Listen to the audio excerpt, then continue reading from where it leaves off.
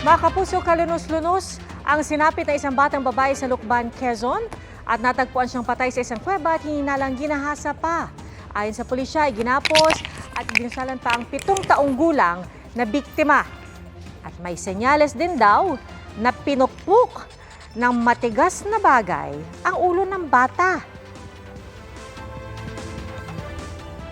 Huling nakita ang bata na naglalaro sa kanilang lugar Sabado ng gabi pero hindi na nakauwi sa kanilang bahay. Sinampahan naman ng reklamong rape with homicide ng suspect na kapitbahay lang daw ng biktima. Natukoy siya dahil sa naiwang damit at sombrero sa crime scene. Sisikapan ng GMA Regional TV, balitang Southern Tagalog na makuha ang panig ng suspect at pamilya ng biktima. Mga kapuso, sama-sama tayong maging saksi. Mag-subscribe sa GMA Integrated News sa YouTube at para sa mga kapuso abroad, samahan niyo kami sa GMA Pinoy TV at sa www.gmanews.tv.